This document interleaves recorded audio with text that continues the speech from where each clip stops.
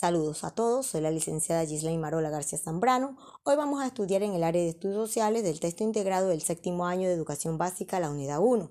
Nace mi patria Ecuador. El objetivo de la clase es interpretar críticamente el origen, desarrollo y evolución republicana del Ecuador a través de la explicación de los procesos políticos, sociales y económicos e ideológicos para la construcción de su identidad única y diversa.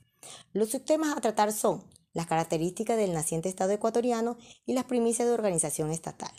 En las características del naciente Estado ecuatoriano, la conformación del primer Estado fue de la siguiente manera.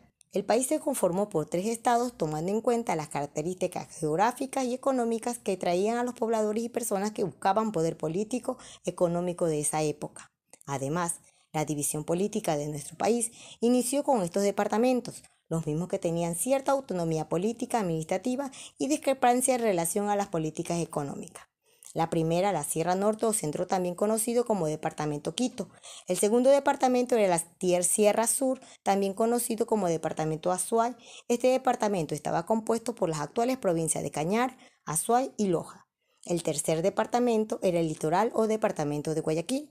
Esta región era la más próspera de la época y estaba formada por las actuales provincias litorales de Manabí, Guayas, Los Ríos y El Oro.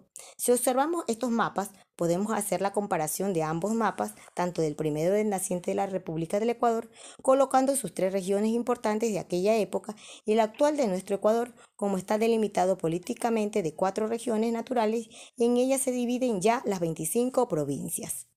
Luego tenemos primicias de organización estatal. En 1830 se discutía la conveniencia de mantenerse en la Gran Colombia. En mayo, el general Antonio José de Sucre regresaba de Colombia a Quito con el cargo de recuperar la Unión Colombiana, pero fue asesinado. Al mismo tiempo, Bolívar renunció a la presidencia de la Gran Colombia y en vista de lo ocurrido, los quiteños notables acordaron formar un nuevo estado independiente separado de Colombia. Se conformaría con el territorio y los habitantes de lo que había sido la Audiencia de Quito, la primera asamblea constituyente reunida en Riobamba con 7 delegados. La Asamblea fundó el Estado de Ecuador bajo los principios de igualdad y democracia. Su territorio se dividió en 3 departamentos, Azuay, Guayaquil y Quito, y nombró presidente a Juan José Flores, jefe del Distrito Sur. El gobierno de Juan José Flores comprendió entre 1830 y 1845. Este general venezolano luchó por la independencia del Ecuador, gobernó el país en 3 ocasiones, de 1830 a 1835 y de 1839 a 1843, y como jefe supremo de 1843 a 1845. La Constitución para el nuevo Estado del Ecuador de 1830 se aprobó específicamente para beneficio de Flores, que reconocía que los extranjeros que se habían quedado en cualquiera de los 3 departamentos por naturalización, y para ser presidente se requería haber nacido en uno de los 3 departamentos y haberse naturalizado o estar casado con una lugareña y tener más de 30 años y bienes raíces de más de 30.000 pesos. Sus gobiernos se caracterizaron por extranjerización, el trato privilegiado a militares y extranjeros. Descuidó la política internacional. A Ecuador le fue asignado un alto porcentaje de la deuda de Gran Colombia adquirido con Inglaterra a causa de su independencia y que generó la pérdida de territorio del sur de Colombia. El continuo estado de guerra externa o interna, la falta de dinero por salarios provocó levantamientos que serían sofocados con dureza.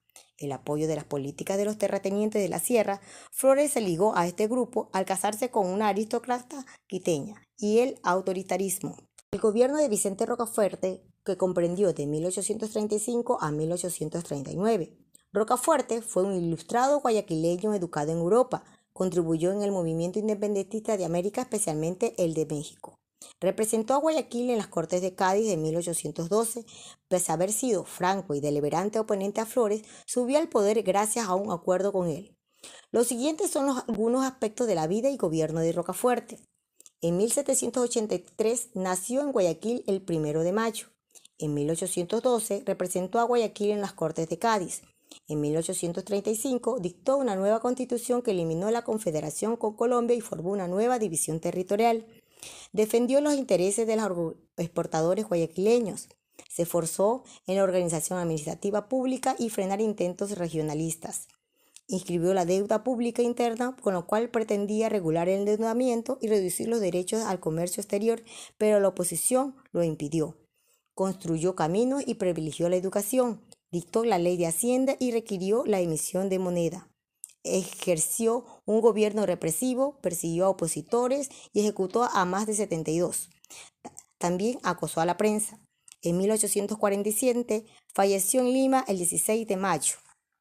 Toda esta información la podrás encontrar en el texto integrado del séptimo año en el área de estudios sociales de la página 12 a la 16. Una vez escuchado y leído la información, vamos a realizar las siguientes actividades en el cuaderno de trabajo del estudiante. En la página 8 de estudios sociales encontrarán las siguientes preguntas.